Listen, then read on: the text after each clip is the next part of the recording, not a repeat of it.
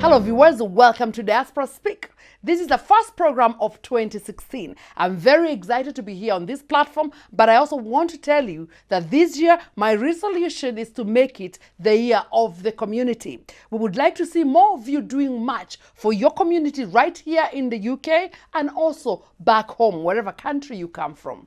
And to kick us off, we went to Karibuni Center, where we wanted to know how even the Jamaicans in the Karibuni Center are trying to link up with their roots, the African roots. How are they teaching the young people to become more Africans or to engage with their culture so as at least they know where they come from? There's been such a lack of identity with the black kids in the UK that there's been so much going on. As parents, we need to ask ourselves, what are we doing to salvage these children? Number two, the community need to empower each other economically. We are very excited to see that the people there are saying, we Africans, we need to also buy from other Africans because we need to empower them. We need to make sure that whoever is putting up a little business, we are putting money into them. If somebody has a restaurant, go there and eat there. If someone is selling some designs, go and buy from them, because only that way can we have economic power enough to support our countries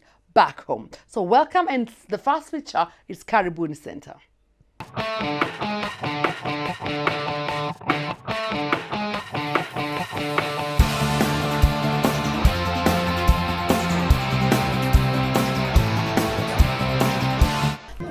Viewers, this is amazing time. We are talking about the black people here in the UK getting their identity, and we have joined Kwanzaa celebration here today. It's important for us to talk to you, Sister Kai. So tell us about Kwanzaa first and foremost. What is Kwanzaa? Okay, Kwanzaa is an African spiritual cultural celebration.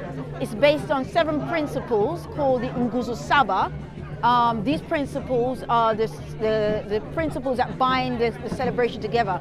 So the first principle is Umoja, unity, Kuchichagulia, self-determination, Ujima, collective work and responsibility, Ujama, cooperative economics, Nia, purpose, Kuumba, creativity, and Imani, faith. And Kwanzaa is a celebration of community, culture, and family. So when I say Abarigani, you will say Ujima. So let's try. Abarigani! Ujima! Abarigani! Ujima! Abarigani! Ujima! All right, good. Listening to that, those are all Swahili words. They are. Swahili is an East African language. Yes, it so is. Why the Swahili? Because most of the people I've seen here today, they're either from the Caribbean, they have yes, the black roots, but they don't have the Swahili roots. Why the Swahili language? Well, Kiswahili is one of the languages that was embraced by the Pan-African community and the diaspora in terms of Africans that have gone through the Ma'afas, enslavement, and trying to regain their roots, understand of their culture. And because Kiswahili is the most widely spoken across Africa, we see that as a Pan-African language, a language that will unite us. And so many Africans outside of Africa, after 500 years, have chosen Kiswahili to be the uniting language.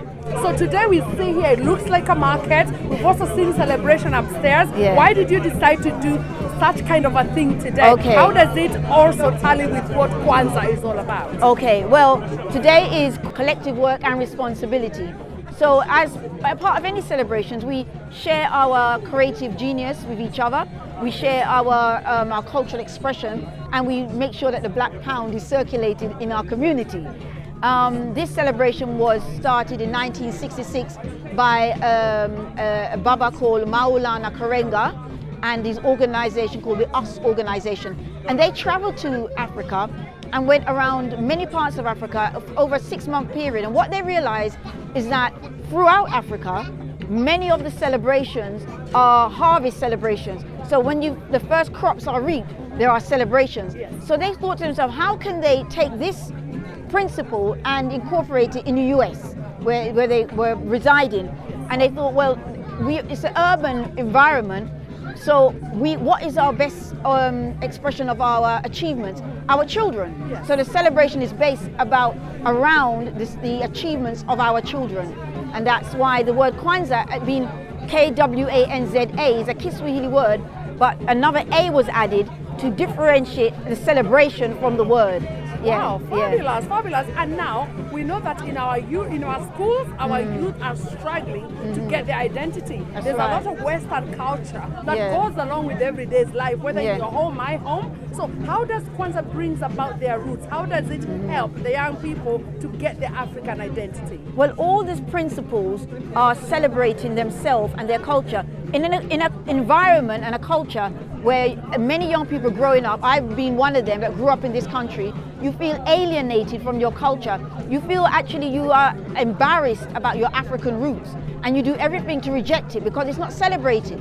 So here, when the children come, they see themselves being celebrated, and it's normal to wear African garments, to have African names, you know, and what it does, it empowers the children, it empowers the adults, the community, and so it makes you feel you're more proud of who you are, and it enables our children when they are in other environments or other institutions like schools and so forth, there they will be able to express themselves and do so with a lot of pride. So these type of celebrations are very, very important when we're talking about strengthening our community and celebrating our culture. Peace and love I bring to you. Peace and love. And if your mother never goes. Okay, well, I mean, Kwanzaa isn't necessarily a religion, but it's based on African spiritual cultural traditions. So you can be a Muslim and practice it if you so wish. You can be a Christian and practice it if you so wish. What it is bringing an African community together based on African fundamental principles. And I think these principles should not deter you because you are Christian or you're Muslim or whatever faith you may be. Because these principles are one that brings us as a community together. So you'll see amongst other groups of people, even if they're Christians, they still support their own. Even if they're Muslims, you have Somalian Muslims, you have Pakistani Muslims, but you will see the Pakistani community still organized amongst themselves as a community. Their own traditional. That's it. That's it. Yes. So we need to do the same. Fabulous, Sister Kai. Yes. You're talking to my viewers out there, Diaspora Speak. We are getting to 2016. Yes. What is your message as Sister Kai to the diaspora? Our message is that all our people need to return to the way. We need to sankofa, a Ghanaian word, go back and fetch it, go back and get what is yours. Our history, our culture is integral to our development as a people. It's nothing to throw away. It is now the time to embrace. It is now the time to reclaim so we can empower ourselves. We have been celebrating, we have been living other people's culture, not by choice, but through an unfortunate experience called the Ma'afa, called slavery. And in that, our tongue was taken out. We couldn't speak our language. We couldn't dress how we want. We couldn't eat our own foods. Now we can. Now we can, sister brother. And if it wasn't so important, why would our enemies go to such lengths to make us not have anything to do with Africa? Let us be ashamed of Africa. Africa is ours, and we need to claim every blade of grass of Mama Africa, every aspect, and don't worry. Be thankful unto the Creator.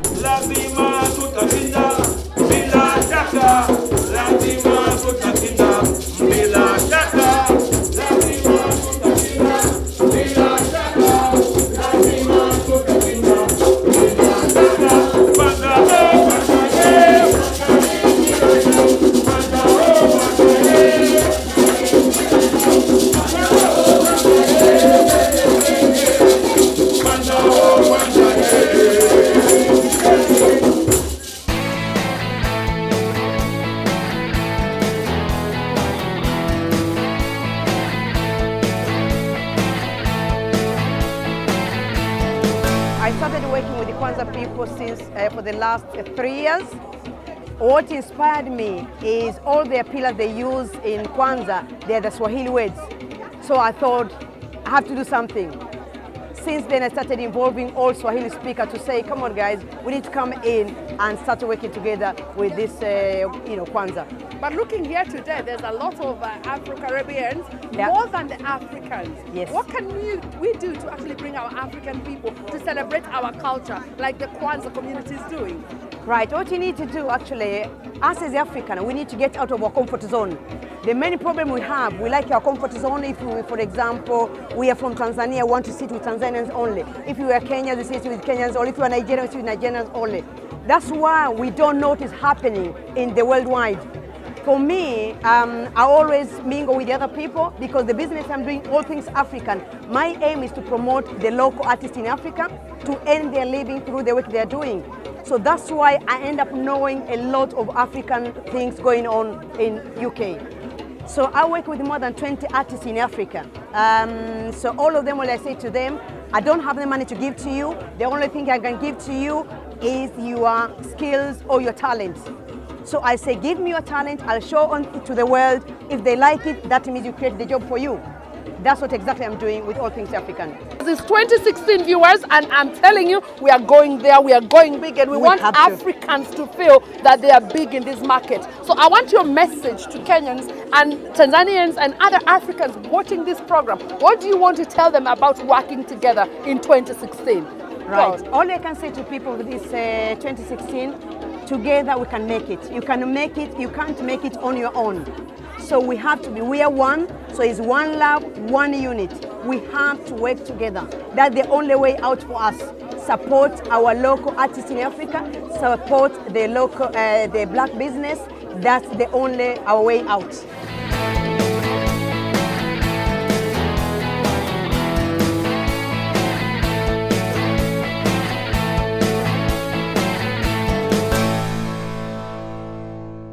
What do you think we can do as Africans to actually put our product in the market? It has to be professional. It has to stand out from everybody else's. You have to create something that is not there already. Because if you create something that's there already, you might not get the response you actually need.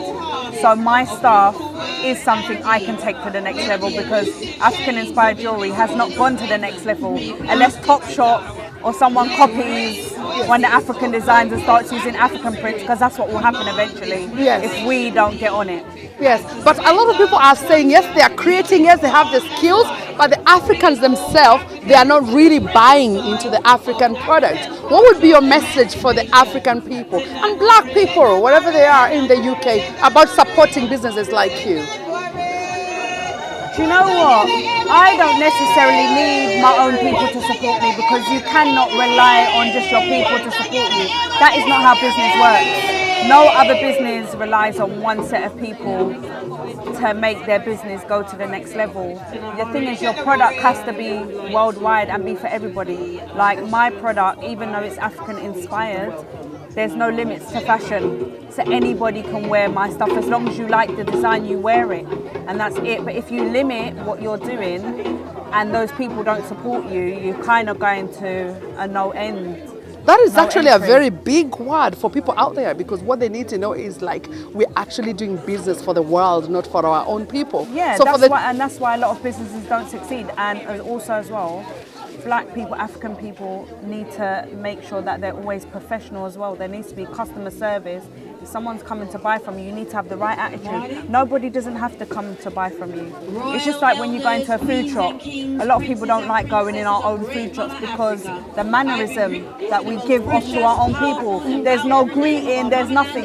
You go into Greg's or somewhere and the people greet you properly, but our own places are not even greeting our own people. So why would people want to spend their money with you when you don't even know how to respect them with a hello or greeting? How may I help you? When someone comes into your shop and this is what you rely on as a business to eat and feed your family and put a roof over your head, you need to learn about customer service. I've walked out of plenty of shops. I don't care if you're black and you've got the same colour skin as me. If you don't know how to talk to me and respect me, I will go and take my money elsewhere and buy food. Fabulous. Wow. How can people find you? How can people buy from you? I love that. When you've talked to us about 2016, people need to change their attitude when they're doing business. Nobody don't owe you nothing because we're the same colour skin. Nobody don't owe you nothing. That is a word for today.